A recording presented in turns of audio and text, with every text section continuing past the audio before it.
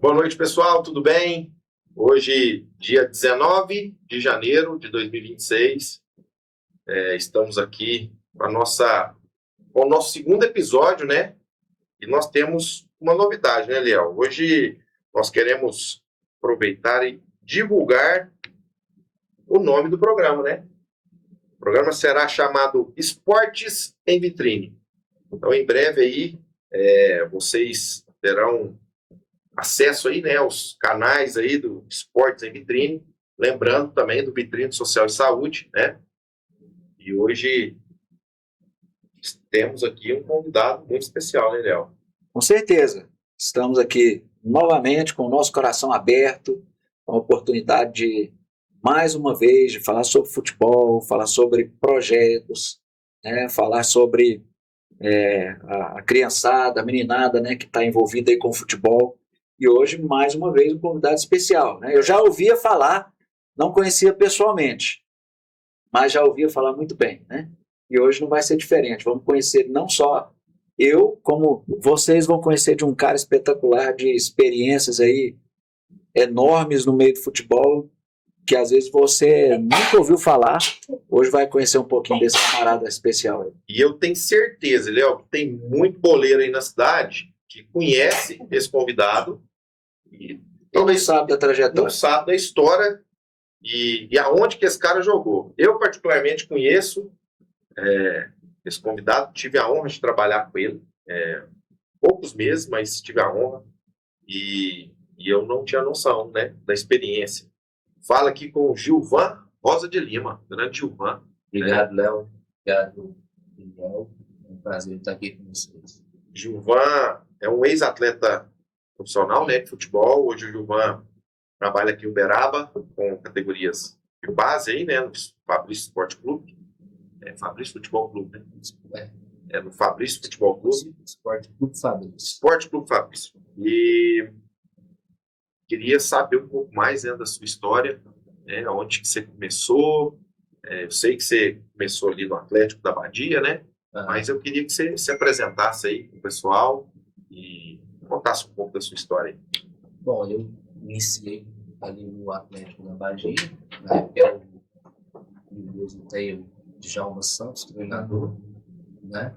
Dali eu saí, passei um pouquinho pelo Uberaba Esporte, logo saí, já fui para o Nacional, passei 6 anos lá na categoria de base ali, com o nosso famoso Rui Rezende, 6 anos lá. Depois eu saí, fui para o Amador, com 17 anos, já fui para o Amador, jogar no Vila na época. No Vila tinha uma galera boa ali, todos ex-profissionais, e surgiu uma oportunidade na época até com o Estevam, zagueiro, me apresentou um empresário, e dali ele me levou para fazer um teste fora. Eu fui jogar na Argentina, morar em Buenos Aires. Acabou que eu fiquei 3 anos no Independiente na Argentina. Depois retornei ao Brasil, fui para o Uberaba Esporte, fiquei alguns meses, 3 meses, cheguei a jogar. Fiquei 2 anos no Ipatinga. Aí eu comecei a rodar Campeonato Brasileiro pelo Gama de Brasília. E aí joguei na Caldense, Poços de Caldas, passei pelo 13 da Paraíba, São Bento de Sorocaba, Acabal. Tive um retorno ao Gama também. E passei 2 anos na Europa como atleta profissional, voltei ao Brasil. Naquela minha volta eu tive que ficar 1 ano e meio parado. Descobri um câncer, né? Fiquei 1 ano e pouco parado. Retornei, joguei na ilha de Brasília. E retornei para a cidade e fiquei nacional uns 2, 3 meses, mas vi que não era o que eu queria mais e resolvi parar. Aí, então eu fui para a CBF, busquei um curso de capacitação para treinador, fui fazer e entrei na universidade, fazer educação física, e aí a gente está até hoje, né, trabalhando com a galera. Fui para a China também, trabalhar no projeto do governo de expansão do futebol no país. Retornei e a gente está aí na Academia de Futebol do Esporte Clube Fabrício de novo, que abriu as portas para a gente. Gilvan, tem muita história, muita experiência e muita resenha, isso eu tenho certeza, né? E se a gente for falar de tanta resenha aqui, eu acho que a gente acaba amanhecendo aqui nessa resenha, nesse papo bom, né? Mas eu queria que você falasse um pouquinho dessa experiência sua Você teve lá na Argentina, né? Você ficou 3 anos, né? 3 anos. Queria que você falasse um pouco ali da sua adaptação, né? No país, você morou em Buenos Aires, Morei né? em Buenos Aires. Queria Uma que você cidadezinha do lado, Avejaneda ali, né? Dentro de Buenos Aires mesmo. Queria que você falasse um pouquinho mais dessa experiência sua lá na Olha, Argentina. lá na Argentina foi muito bom. Pensa num cara que nunca tinha ido nem a Delta sozinho, do nada sai, pega um avião e vai parar em Buenos Aires, totalmente diferente, um país diferente, língua diferente, cultura diferente. Mas naquele momento ali a gente, né, tem um sonho, acho que tem certos desafios que você tem que estar preparado para aquilo. E foi do nada? Rapaz, eu fui para Belo Horizonte, não deu certo lá no Atlético Mineiro na época, o empresário falou, ele falou, ó, vai para Argentina, beleza, me colocou no centro de treinamento lá, fiquei 3 meses ali treinando, fiz um amistoso contra o Independiente, o treinador gostou, eu peguei e fiz um teste, me levaram para fazer um teste e ali eu fiquei. Sua posição de origem? Zagueiro, volante, mas mais zagueiro, volante. Pegador. Mais técnico. Depende da situação, né? Depende do atacante. Depende do trabalho que tá te dando. E qual foi a sua, de imediato, assim, sua maior dificuldade que você teve ali? Idioma, alimentação, A língua. né? E assim, a gente sabe que quando chega um atleta em algum clube, né, para fazer ali um período experimental, né? A gente sabe das dificuldades. E chega um brasileiro, cara, dentro da Argentina, do nada. Qual foi a sua maior dificuldade lá de imediato? Foi a entender o futebol argentino, que ele é um pouco diferente do brasileiro. É um futebol mais rápido, mais aguerrido, entendeu? Então você tem que ter o tempo é diferente. Então o que acontece? O futebol brasileiro é um futebol mais de cadência, o futebol argentino é um futebol mais vertical. Então isso para mim foi difícil, até mesmo porque eu nunca tinha jogado num clube tão grande quanto esse. Então não estava tão preparado para aquilo. Então eu tive um pouco essa dificuldade de adaptação. Os olhares que você recebia quando você chegou. Alguém olhava atravessado, alguém falava, caramba, esse camarada chegando aqui e tudo mais. Tem isso? Eu acho que tem em todo clube. Todo clube grande no Brasil, em qualquer lugar onde tem alguém chegando para fazer um teste, se aquele cara fica, alguém, certeza, alguém vai ter que sair no final do ano. Então, tem essa competitividade e é normal isso aí. Sim. Então, você não pode, né, olhar isso com maus olhos, que isso é normal. Isso é normal. E nesse primeiro momento, o povo argentino ali, você teve aquela recepção boa. A gente sabe que o brasileiro, quando chega, faz amizade, né? Tem essa facilidade, né, de receber pessoas. O povo argentino ali, quando você chegou, foi um povo mais seco, mais na dele ali, ou eles te acolheram? Como foi? Me acolheram bem. Me acolheram muito bem, até mesmo porque eu cheguei em um clube onde tinha muita gente do interior. Então, tem muita gente do interior, não é capital. Então, essa galera geralmente era um pouco mais acolhedora. Consegue abraçar mais. Abraça mais. Mas nunca tive nenhum problema, não tenho nada a reclamar. Pelo contrário, gosto muito da Argentina. Se o Brasil não joga, eu torço para a Argentina. Nesse período ali, você teve contato com algum atleta que teve no cenário da Argentina, algum conhecido? Seria o quê? Jogando? Jogando, até mesmo próximo ali, alguma situação que você conheceu, alguém que você pode citar? Bom, então, eu jogava no Independiente da Argentina, era um clube grande. Sim. Então, o que acontece? Na base ali, jogavam muitos caras, e no profissional, que já pararam, outros que ainda estão. Então, por exemplo, eu fiz parte do plantel profissional. Eu disputei ali, eu treinei com o Gabriel Milito, que jogou no Barcelona, foi o treinador do Atlético Mineiro, o Cambiasso, que jogou na Inter de Milão, Diego Forlan, Lívio Prieto, que jogou no Atlético Mineiro, Sebastian Rambert, jogou na Inter de Milão. Eram os caras que estavam no profissional que a gente, às vezes, ali quando subiu, treinava. Na base com a gente, tem outros. O Roy Luchan, com o Agüero era sub-12 nessa época, do Independiente, né? Cria de lá. O atual goleiro que está jogando no Inter Acabe do Messi, o Oscar Ustari, também é de lá, era da base, estava lá nessa época. Tem alguns outros que a gente acaba não lembrando aqui, mas que fizeram parte, com um tempo assim. Que bacana. Você chegou a chamar alguém para dançar um tango em campo? Vem cá, deixa eu te ensinar um negócio aqui. Vem cá, vem cá. Eu nunca dancei nem samba. Eu sou brasileiro, rapaz. Deixa eu te ensinar. Vem cá. Não, eu sou, como é que eu posso dizer? Eu sempre falo, eu sou um cara nascido e criado aqui na Badia que não toca nenhum instrumento e não dança nada. Nada. Zero. Nada. Mal uma música lenta por causa da mulher mesmo, senão ela vai dançar com outro. Não pode aprender a dançar logo, rapaz. Deus me livre. E, Gilvan, aí você teve essa experiência na Argentina e logo depois você retornou para o Brasil. Retornei para o Brasil em 2003. Em 2003 eu retornei para o Brasil, foi logo depois que o Uberaba Esporte subiu da segunda para a primeira divisão, com Palinha, com Moacir, com aquela galera toda. Batata, tava. Gilson Batata, tinha muita gente ali, o André Santos, que jogou no Corinthians. E eu cheguei em julho, mas aí eu já era para parar. Naquele momento eu acho que eu ia parar, porque eu voltei, não tinha contato, não era como agora. E era o momento onde a minha mãe ali tinha divorciado do meu pai, e eu falei, agora eu tenho que cuidar da minha mãe e tal, às vezes eu vou ter que parar. Mas naquela época o Paulinho Rodrigues estava no Uberaba Esporte. Era ele e o Serginho Mandioca na época. E então o Paulinho já me conhecia, falou assim, não, conversou comigo se eu queria continuar jogando, e eles me fizeram um convite, eu fui pro Uberaba Esporte naquele momento. Bacana. E me conta um pouquinho aqui. Você teve uma passagem muito boa pelo Ipatinga, né? Lá no Vale do Aço. Queria que você contasse um pouquinho, porque pode ser que possa ser que tenha alguém que está assistindo esse programa aqui hoje, né? Que não saiba dessa história sua no Ipatinga. No Ipatinga eu fui para lá em 2004, logo da minha saída do Uberaba Esporte. E ali nós ficamos 2 anos. Né? Eu tinha até 3 anos de contrato, eu pedi rescisão para ir para outro clube. Nós somos ali, fui muito feliz lá durante esses 2 anos. Nós somos campeão da Taça Minas, campeão mineiro do interior, e também conseguimos sair campeão mineiro contra o Cruzeiro em 2005. Né? E para a gente, um clube pequeno conseguir não é fácil. E esse período seu ali em Ipatinga, eu tive pesquisando, né, algumas informações.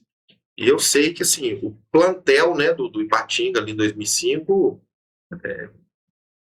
passaram ali atletas que depois o William foi para o Corinthians, né? Queria que você falasse um pouco do plantel do Ipatinga em 2005, né, que você teve essa passagem lá. Olha, em 2005 nós tínhamos um plantel muito bom ali. Pra você ter ideia, posso te estar falando aqui, a equipe titular que terminou jogando aquele ano lá. E depois alguns que entraram depois. Rodrigo Poço, goleiro, Luizinho, lateral direito, que jogou no Flamengo, no Santos, o William, capitão, que jogou no Grêmio, jogou no Corinthians, o Irineu, que jogou no Flamengo também, o Beto Canhota, que jogou no Atlético Paranaense. Aí você tem ali no meio o Fael, que jogou no Botafogo, jogou em Portugal, Leandro Salino, que jogou no Olympiacos da Grécia. Quem mais? Tem o Paulinho, que jogou no Flamengo também. Tinha o 10 Walter Minhoca. Na frente eu lembro que era o Marinho, centroavante, que jogou no Atlético Mineiro, foi artilheiro do Campeonato Brasileiro 2006, segunda divisão. Tinha quem mais ali? O Canu, que jogou no Marítimo de Portugal há muito tempo. Aí você vai pro banco, aí você tinha outros, Mancuso, que jogou no Cruzeiro, rodou bastante aí também. O próprio Charles Volante, que jogou no Palmeiras, Santos, Cruzeiro. Léo Silva, também, que jogou no Cruzeiro, volante, jogou muito massa, tempo. Né? O time era bom demais. Na verdade, essa época só tinha fera, mano. Não dava para escolher. Muita fera, sobrava jogador bom. E você lembra do time do Cruzeiro? Vocês fizeram a final contra o Cruzeiro, né? Não lembro, cara. Eu lembro que tinha o Fred, tinha o Fábio. Eu não lembro. Não tem. Mas só essas 2 referências aí que você falou. Fred, atacante de seleção brasileira, né? O Fábio joga até hoje. O Fábio, eu acho que é mais um injustiçado, né? Que não teve uma oportunidade na seleção brasileira. Foi um grande goleiro. Um grande goleiro, tá com 45 anos, joga até hoje. Então, só essas 2 referências que você falou aí. E fora o Mineirão lotado, né? Mineirão imagina lotado. A pressão que tava. Tava grande. 60 mil torcedores do Ipatinga, nem 1.200 torcedores, o resto do Cruzeiro, festa pronta. Mas, infelizmente... E aquela época o Mineirão balançava, né? Tinha um sistema de Isso. amortecimento ali que ele balançava. A gente Que era o que antigo acompanhava ali nas transmissões, a gente via que realmente a imagem do Mineirão balançava. mesmo. Eu Com fico, essa diferença de torcedor, dava pra ouvir a torcida de Ipatinga? Não dava não. Só na hora do gol. com 1-0, Ficou 2-1. 2-1. Na hora do gol deu. É, E aí o estádio esvaziou rapidinho, aí vocês ouviram a torcida do Ipatinga. É isso aí. Eu imagino que deve ser uma rapaz, experiência surreal, né, cara? nossa, rapaz, não dá pra descrever, cara, né? A experiência que ele teve, né? E tantos outros por aí, né? Que tem aqui Uberaba também, né? Que já tiveram experiência. Vai. Então, assim, eu acho que isso é história, cara, para os filhos olharem e ouvirem e falar: meu Deus do céu, né? Deus me deu a honra de ter aqui como meu pai, né? Ou né, como meu tio, seja quem for, alguém que viveu experiências que não é para qualquer um. E assim, eu vou pro lado como diz, da escolinha, né?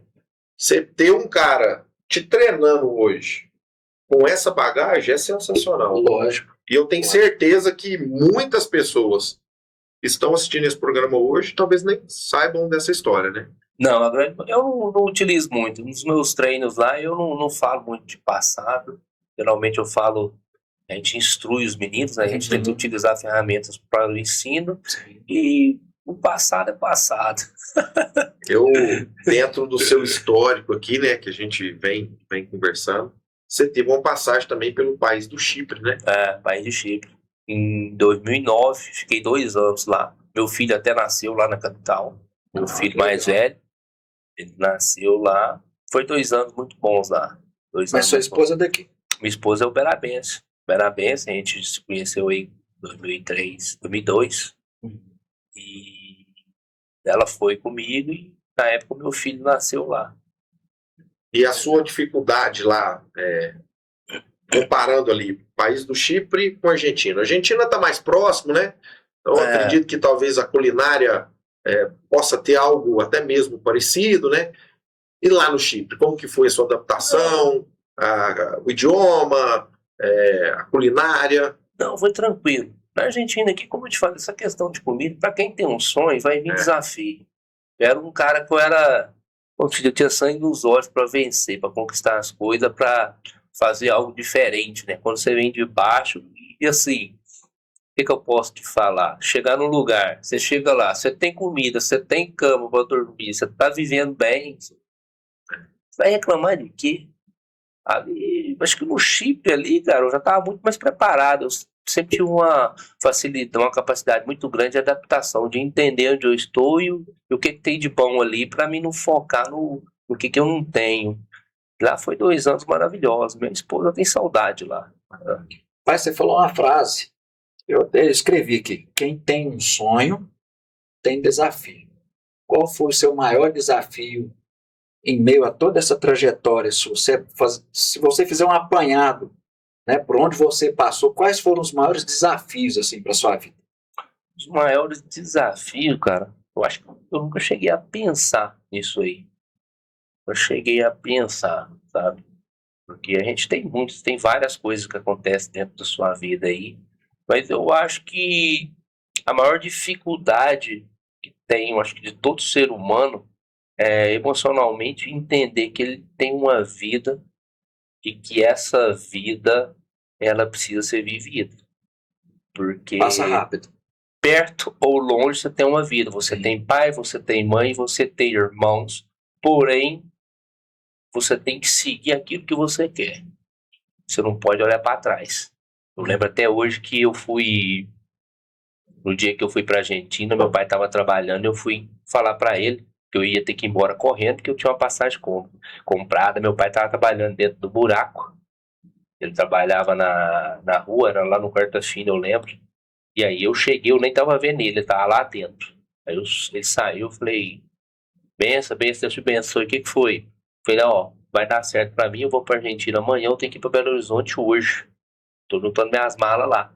Você tinha quantos anos? 18. Ele virou para mim e falou assim: então tá, Deus te abençoe, vai com Deus, não olha para trás, cuida da sua vida, que pai, mãe, eu tenho minha vida, sua mãe tem a dela e seus irmãos têm a sua. Não olha para trás. Nunca mais esqueci disso aí. Rapaz, será que um dos maiores desafios do ser humano hoje, né, principalmente quem está nessa área, principalmente do esporte, é o desafio de acreditar em si mesmo? Eu não sei se seria acreditar em si mesmo. Eu acho que seria o medo. É o medo que as pessoas colocam dentro da cabeça dele. Porque, assim, a grande maioria, muitas vezes, não conquista as coisas. Muitas vezes os pais colocam os medos deles nos filhos. Sim. Por proteção, por amor. Com medo dele se decepcionar. Talvez meio inconsciente, mas... Inconsciente. Tudo é inconsciente. Sim. Aí você cria, né, travas, medos e dependências emocionais na pessoa onde ela não consegue ir pelo medo de falhar. O medo da perda, o pai e a mãe vai ficar longe. Exato. O que pode acontecer e por aí vai. Mas aí a gente não pode ir para esse caminho, não, que eu gosto dele. Nós vamos passar o tempo todo falando disso aí. Gilvan, você encerrou sua carreira como atleta profissional de futebol com quantos anos? Rapaz, eu acho que eu tava com 31. Acho que eu tava com 31. Foi 2013. 2013. 30 ou 31 anos. E aí, logo em seguida, você já despertou essa ideia de trabalhar com categoria de base, de ser treinador? Então, cara, isso aí é algo que antigamente tinha muito. E até hoje ainda acontece, mas é com menos. Porque antigamente a gente não tinha muito suporte. Você não entendia muito. Por exemplo, eu me preocupei em jogar futebol, mas eu não tinha um aparato ali. Olha, você vai parar com tal idade. Você tem que se preparar para isso. Financeiramente, profissionalmente. O que você vai fazer na hora que você parar? Qual que é a sua meta? O que você quer ter? Eu não tive isso. E a gente vive numa bolha. Quando você está ali, mesmo que não seja nos grandes clubes, você tem um salário maior, você vive melhor com isso. Então você não olha muito para esse lado. Quando eu parei, nem sabia, eu só parei assim, eu já estava pensando em ser treinador, mas não tinha não sabia se era isso mesmo. Aí do nada eu falei, parei, acho que eu cansei. E já logo em seguida, em 3 meses, já fiz a inscrição no curso de treinador da Confederação Brasileira e falei, vou fazer, já que eu vou juntar tudo isso que eu aprendi durante toda a minha vida e vou lá para ver como que eu consigo passar isso aí. Parece que para quem gosta do futebol, a gente nunca pensa assim, parece que a gente vai jogar eternamente, parece a gente não consegue falar, não, eu preciso de fato me preparar para isso, daqui a um tempo, não, eu tenho mais 5 anos no futebol, esses 5 anos eu quero me organizar, parece que não consegue. É porque antigamente não tinha isso aí, hoje quase todo jogador de ponta, atleta de ponta, ele tem um staff atrás que faz tudo isso pro cara. Então a grande maioria hoje faz. Você até me perguntou antes, e é algo que eu não disse. Você falou, qual foi seu maior dificuldade? Desafio. A grande verdade, o maior desafio é entender que eu parei. Porque assim, eu tive um câncer, eu descobri um câncer. Mas pra mim, eu sofri mais em parar de jogar do que com o câncer. Verdade, eu entendo isso. Como dizia acho que é o Di Stefano, o argentino, ele falava que o atleta profissional ele tem 2 mortes. Uma quando para de jogar e a outra, e a física. É uma luta interna muito grande, né, cara? Para quem é amante do futebol, quem jogou profissionalmente ou não. Pra gente, né, que gosta até do famoso racha, né? Vamos bater um racha. Quando você não consegue mais, é frustrante. Porque quando você joga profissionalmente, a diferença do profissional para amador é gritante. Para quem jogou lá em alto nível, com grandes caras, sabe? É totalmente diferente. Não é o mesmo. Sim. Então, quando para aquilo ali, o corpo sente falta. É diferente. Aquela pressão de ter que ganhar adrenalina, aquilo ali, você precisa daquilo. Aquilo é um trem que te faz falta. Né? Te faz falta. É verdade. Eu imagino que você deve ter trabalhado aí com grandes treinadores, né? Nessa sua caminhada aí. Teve algum treinador, logo que você parou, falou, pá, eu vou me espelhar esse aqui, vou me preparar, você fez o curso da CBF. Teve algum treinador que te marcou, falou, pô, meu estilo de trabalho, quero que seja igual esse? Caio Júnior. que morreu com a Chapecoense. Esse cara aí, ele era bom. Eu tive o Caio Júnior como treinador e, sinceramente, ele era um gentleman, assim, de pessoa, sabe? Educado, um cara que passava trabalhos diferentes que eu não tinha feito ainda. Não foi à toa que a equipe daquela época que morreu tragicamente foi uma grande equipe. Foi uma grande equipe. Na liderança. Não, ele era um cara fora do comum. Então, o dia a dia dele era muito bom. Eu gostei muito dele. Eu trabalhei com ele em 2005. E não foi muito tempo, não. Mas foi um cara que, assim, dos que eu trabalhei. Agora, de outros, eu admiro outros também, que eu nunca trabalhei. Mas ele era um cara que eu gostava muito. E aí, logo em seguida, você você preparou, né? Fez os cursos. E aí já começou a trabalhar com a meninada de imediato? Foi. Eu terminei em 2013. Logo em 2014, em janeiro, eu já fui fazer o curso. Fiz o curso, comecei a fazer todas ali aquelas questões de estágio que você tem que fazer nos clubes profissionais para isso. Eu já comecei na Escolinha do Santos, que é do Luizinho na época. Eu não conhecia ele, eu fui assistir alguns treinos. Eu ia em quase todas as escolinhas da cidade. Eu queria ver o que era feito, como eles faziam, para mim poder entender aonde eu estava e o conhecimento que eu estava adquirindo. E um dia eu estava assistindo, eles me apresentaram para ele, fez o convite, logo eu aceitei e comecei a trabalhar com a molecada. Tanto é que eu não quis nem jogar amador. O cara acaba ali, começa a jogar amador e tal. E é o mesmo horário. Eu preferia estar com os meninos que eu tinha um objetivo naquela época, né? Então, eu queria ser treinador na época e eu não queria ser mais atleta, que eu já tinha sido.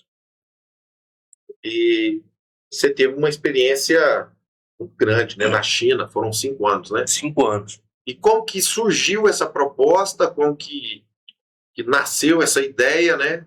De ir para a China? Você ficou na cidade de Wuxi, uma cidade perto de Xangai ali. Isso foi em 2019. A grande verdade é que era para mim ter ido em 2018. Um amigo meu me ligou na época para mim ir. Só que a minha filha ia nascer. Ele me ligou em julho e minha filha ia nascer em agosto. Eu tinha que ir. Eu falei, não, eu não vou. Depois que ela nascer, dá para mim ir. Mas como o calendário não dava para esperar, né? Acabou que não deu certo. E aí eu fiquei naquela. Quando foi em 2019... ele me ligou novamente e falou, tem uma oportunidade para você ir para a China. Eu não posso ir e surgiu uma oportunidade aí para você. Você quer? Eu quero. Uma oportunidade para trabalhar num projeto do governo, expansão do esporte, vai para um clube privado lá e vai trabalhar na escola chinesa e tal. Eu falei, não, vamos embora. Vamos. Só perguntei à mulher, né? Falei, você vai? Nunca disse um não, né? Eu falei... Eu me recordo até hoje que esse período de 2019 foi o período que eu tive a honra de trabalhar com ele, né? Na Escolinha do Santos. E eu tenho na minha memória até hoje, o dia que nós finalizamos ali um treino ali na famosa quadra 13 de maio ali, né? Naquele ali, acho que é Jair Bilharim, né? Aquela rua ali. Não, 13 de maio ali é Cândido Mendonça. Cândido Mendonça. E aí ele compartilhou comigo. No término ali, a gente saindo para ir embora, ele falou, cara, eu tô em Pachina. E como assim, moço? Do nada. Você tá em Pachina. Eu tenho até hoje na minha memória o dia que você comentou comigo, compartilhou comigo na saída do treino ali, que você tava indo. E aí foram 5 anos lá. E aí você levou toda a família? Toda a família. Sem eu não vou, não. Bacana. Se é a mulher, os meninos, não dá pra ir, não. A estrutura, né? A estrutura, e eu acho que toda mulher, todo menino precisa ter um pai perto. Não tem como, não. Não precisa de ficar longe. Hoje, para me ficar longe deles, é só se for por temporário. Para viver, não. Na época eu fui sozinho primeiro, falei para minha mulher, olha, em 3 meses eu vou para me ver como é. Se eu entender que é bom para nós, eu te levo. Se não, eu volto. Em 2 meses e pouco, 3, quando deu 3 meses, ela já estava lá com os meninos. Eu chorei quase todo dia. Foram os 2 meses mais longos da sua vida. Nossa Senhora, porque foi a primeira vez que eu fiquei longe deles. Eu nunca tinha ficado longe deles. Eu sempre viajei muito antes, quando solteiro. Eu ia, voltava, mas depois que eu casei, mesmo antes dos meus filhos, eu nunca fui sozinho. E nesse período a sua menina era bem novinha, né? Ela foi com 1 ano. 1 ano pra lá. Foi com 1 ano Você de tem idade. 2 filhos. Tenho 2. É uma menina E um menino. Eu tenho um menino de 14 e uma menina de 7. e o menino tá jogando? Não, ele brinca, ele não é muito. Ainda não. Ele não é muito do esporte, assim, É. não. Ele não brinca, mas não tem aquela vontade. Eu também nunca. Não força. Não. Ah, tá certo. O bacana é que a gente, de vez em quando, a gente encontra em algumas competições, né? Ele sempre tá próximo. Pai. Então você vê que, por mais que ele talvez não tá jogando, mas tá inserido ali, tá no meio do negócio. Eu até, numa competição agora, no final do ano passado, eu não lembrava do filho dele. Porque o seu menino nasceu lá no Chipre, né? E aí eu tô escutando pai. Eu falei, gente, mas esse menino ele é alto, ele é grande. Mas será que esse menino é filho do Gilvan? Aí eu encostei no Gilvan e falei, esse menino é o seu? Não é o meu, Léo. Tá grande, sabe? Então, não tá jogando, mas tá no meio ali. Ele gosta de estar no meio de competição, te acompanhando. Quando eu preciso. Geralmente ele não é muito. É porque eu chamo. É? Se eu levo ele, ele vai. Mas se eu falar, não precisa, nem tchum. O negócio dele é jogar no computador. Aí eu gosto. E quando você encerrou esse ciclo lá Na na China? China? Cara, eu encerrei o ano passado. A grande verdade é que foi uma virada, assim. Que a minha ideia era 25 anos que eu não vinha para o Brasil. Eu ia Quantos anos? 5 anos que eu fiquei lá. Eu ia vir e voltar. Uhum. Só que acabou que não deu certo a minha volta. A empresa que eu iria voltar a trabalhar, que era uma multinacional americana, não deu certo a minha volta. Acabou que eu fui esperando, ficando, foi passando o tempo. Uma férias de 2, 3 meses já virou 4, 5, 6 meses. Eu peguei e falei, não, agora eu vou ter que dar um jeito. Aí surgiu o convite do Fabrício para retornar lá e começar a escolinha, né, academia de futebol à parte da noite. Foi onde eu aceitei o convite. Em 2024, nós tivemos a oportunidade de estar com o Avaí na final do Mirim, né? Assim que finalizou ali a partida, tal, tava saindo. Aí eu passei próximo assim, na saída de alguém e eu tava atrás do gol, de bonezinho, quietinho. Aí eu passei, ele mexeu comigo, eu olhei. Falei, cara, esse cara tá parecendo o Gilvan tá na China. Aí eu voltei, aí até tinha um dos nossos patrocinadores, ele tava conversando com você. Osmar. O Osmar tava ali. E aí eu falei, cara, o Gilvan, cara. Tinha ali. Logo depois que você foi pra China, acho que nós falamos poucas vezes. Não, acho que foi pelo WhatsApp mesmo. Mandou uma mensagem, até um dia eu te perguntei, Gilvan, quanto tempo de diferença de horário é isso? Não, eu tô te mandando mensagem de madrugada e eu não tô sabendo.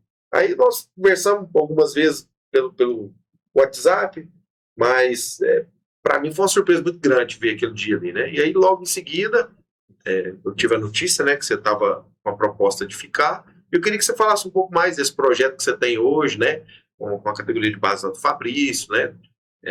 Quantos meninos que você está trabalhando hoje, quais as categorias? Então, lá no Fabrício, hoje a gente tá com a academia de futebol na parte da noite, né? O Fabrício toca, na verdade, 3 projetos lá.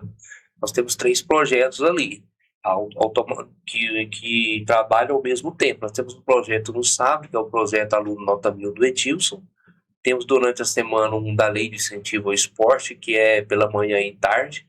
É um projeto gratuito também, que é tocado ali pela Ana Cristina, que é a coordenadora do projeto ali. E temos a minha parte, que é a parte da academia de futebol, que já é a privada, que é à noite, né? Então nós temos ali treinos de segunda a quinta, e dentro disso a gente tem a parte de competição. Competição a gente pega os melhores ali da parte privada, projeto social, e monta dali os melhores, a gente pega e vai para as competições. E quais são essas categorias que vocês estão trabalhando lá? 11, da minha parte é de 4 a 15 anos. No projeto social já tem até os 17 anos ali. Já trabalho dos 4 aos 17, acho que 5, né? 5 aos 17 anos. E você viu alguma diferença? Porque você ficou muito tempo fora, né? Uhum. E eu acredito que nesse período que você, antes de ir para a China, você acompanhava, né? Mesmo talvez um pouco mais de longe, mas acompanhava as nossas competições de base, né? De Liga Uberabense, outras competições regionais que sempre chega o convite aí para nós, né? Logo que você voltou, da China, você sentiu alguma diferença nessa geração de agora? Queria que você comparasse um pouco, não sei qual que é o público que você trabalhou lá na China, qual a categoria, mas pudesse falar um pouco assim hoje em dia, né, o futebol brasileiro, da categoria de base, como que está hoje, atualmente? Olha, eu acho que a gente tem que analisar de acordo com o tempo, né? No meu tempo, a gente não tinha muita coisa, a gente tinha a escola e o resto era jogar bola o dia todo. E tudo na vida é repetição. Então nós jogávamos bola todo dia, de segunda a segunda. Automaticamente teríamos, né, um cara mais preparado ali, que chegava num clube com uma condição de criatividade muito maior. Hoje os meninos, até mesmo pela violência, crescimento urbano, você não deixa seu filho na rua. Então o seu filho, às vezes o menino hoje, ele chega na escolinha, por exemplo, 2 vezes na semana. Tem 2 horas de futebol. Esse menino, ele não pode ser cobrado como antigamente. Na verdade, nem deve com a criança que está aprendendo em evolução. Tem que ser valorizado ali, seria mais a parte humana, né? A criação do ser humano ali, né? Integral. Então, assim, eu não costumo comparar muito, porque não tem como comparar. De um menino que jogava bola de segunda a segunda e de um que joga 2, 3 vezes na semana. Sim. Eu acho que a maior dificuldade hoje não está nas crianças, para mim. Eu acho que está em quem forma, está quem está à frente. É preparar esse cara para esse cara criar ferramentas do treino para que esse menino consiga colocar tudo aquilo que ele pode para fora. Eu acho que essa é a maior dificuldade hoje. Não é da criança em si, porque hoje mudou. Então a gente tem que criar essa ferramenta, esses treinos, para os meninos poderem criar, aprender. Sim, sim. Hoje fala-se muito de resultado, né, Gilmar? A cobrança é muito grande, né? A gente estava semana passada falando com o Luizinho com relação a essa cobrança dos pais, né? Como que é o seu estilo de trabalho? Você, principalmente nessa categoria de base, falar sobre resultado e aprendizado, né? Lógico, a gente está falando antes de começar o programa, a respeito de chegar aonde se sonhou. Eu sonho ser um atleta profissional, ou eu sonho alcançar algo, e às vezes se esquece desse período de aprendizado. Porque parece que sucesso é só chegar no topo, e nem sempre é só isso, né? Esse período de aprendizado, você trabalhar a cabeça do adolescente ou de uma criança, por exemplo, que esteja numa escolinha.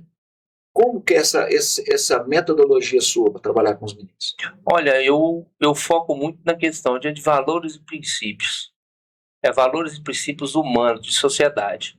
Por quê? Porque a grande maioria vai ficar ali.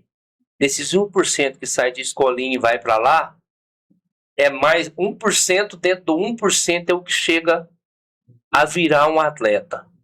E desses outros 1% ali, é 0, alguma coisa que consegue chegar no futebol de ponta.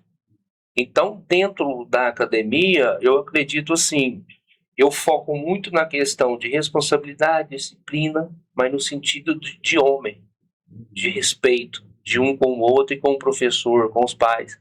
A gente tem muita dificuldade, principalmente porque o próprio pai acha que tem um Pelé em casa e as coisas não funcionam assim. E acaba confundindo as coisas em fazer uma cobrança para o próprio filho, aonde que nem ele consegue fazer como adulto. Entendeu? Eu acredito que a gente precisa focar no homem, porque o hoje eu sou um ex-profissional, mas não existe o ex-homem. Então os valores são o mesmo. Sim. Confiança e autoestima. Isso. Com a meninada. Isso. Eu acho que são 2 palavras que precisa ser trabalhado isso, né? Às vezes a meninada sai de casa até com problemas, né, com os pais, isso, né? Já chega sem confiança, sem até a própria alegria que a gente fala do brasileiro, que tem alegria nas pernas, né? Para jogar futebol. Às vezes já chega sem confiança, já não está legal em casa, a autoestima fica baixa. E isso é muito importante, né? Porque se não tem uma autoestima bacana, não consegue desenvolver, né? É porque eu consigo dizer que, assim, toda criança, todo filho vê no pai ou na mãe aquela pessoa que vai defender eles à morte. Sempre. À morte. Só que você vai e coloca o seu filho de 10 anos ou 11 anos numa competição e tem aquele tanto de gente lá de fora gritando o tempo todo. Aí o filho, tudo que ele faz, ele olha para o pai. Aí o filho erra. E ele só escuta o grito do pai lá de fora, no meio daquele tanto de gente, jogando ele para baixo. Se o meu herói, se o cara que me defende, tá falando comigo dessa maneira na frente de todo mundo por um erro aqui, todo mundo pode qualquer coisa. Verdade. E, infelizmente, Giovana, em algumas situações, o sonho é mais do pai, porque talvez o pai tentou ser um atleta profissional, não conseguiu, e aí o pai cria aquela expectativa, né, aquele negócio em cima do filho, e infelizmente isso acontece. A gente acompanha, né, algumas competições, a gente participa de algumas competições, a gente vê uma cobrança excessiva no sub-11, no sub-9, no sub-10, nós estamos falando de criança, cara. E aí, em algumas situações, o sonho era do pai, né?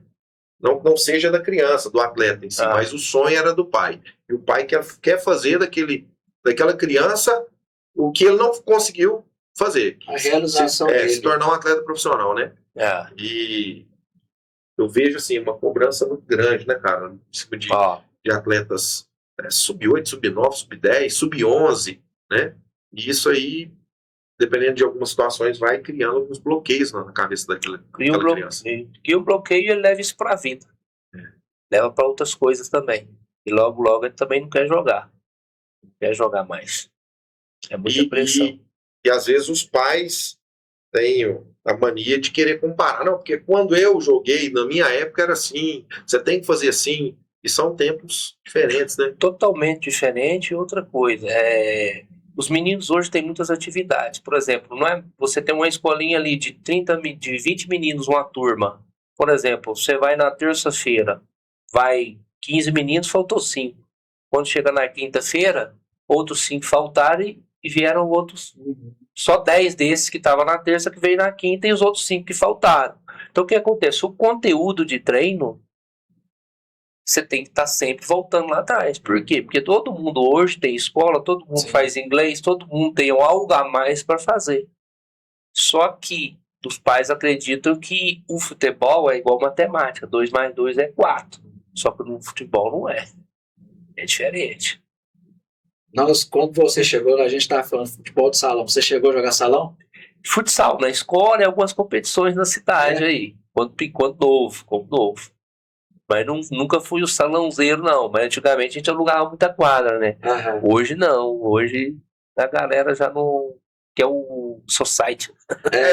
Hoje a dificuldade hoje de achar uma quadra de futsal também é muito grande. Hoje a maioria. Ainda tem. Eu até, de vez em quando, vou em alguns lugares ver aí a famosa pelada, né? Cara do céu, mas hoje a meninada vira uma correria. Correria. Você não consegue ver mais, como a gente estava conversando na nossa época, né? Como eu estava compartilhando aqui, a bola do futebol de salão parecia uma pedra, mano. Aquilo batia na barriga do goleiro, chegava a chupar a pele aqui, ó. Deus o livre. Agora, o salão era a mãe de quem gostava de futebol. Porque todo bairro tem uma quadra, né, um futebol de salão. E conseguia-se, antigamente, arrumar 4 times, 5 para jogar uma pelada. Fácil. Fácil. Hoje você não consegue ver mais. Né? O society tem tomado conta. O society. E muitas quadras aí que a gente conhecia como quadra de futsal, hoje a areia também dominou, né? Tem muito esporte hoje na areia, né? O de tênis, o próprio futebol, né? Abriu um leque hoje. E, Gilvan, queria saber de você, cara, esse ano de 2026, qual que é o planejamento? Vocês vão participar de algumas competições, imagino, né? Não, por enquanto a gente está iniciando o ano, a gente está vendo ainda um ano calendário. A intenção, a gente tem vontade ali de participar do 11, 13, 15 as competições da Liga por enquanto. Essas outras competições que nós temos aí que são essas copas aí de 3, 4 dias, a gente ainda não tem ideia não. Isso tudo depende do tanto de atleta que a gente tem, né? Então a gente vai ver como que vai ser o ano também. E em meio a isso, o que mais te motiva nessa fase de formação do atleta? É a melhora. É aquele menino que você chega e você vê que ele tem uma dificuldade de aprendizado e com o tempo você vê que ele melhorou. Você vê que ele teve algo, que ele aprendeu alguma coisa, que ele está melhor, que ele está mais confiante. Porque a gente não é só a questão do jogar em si, né?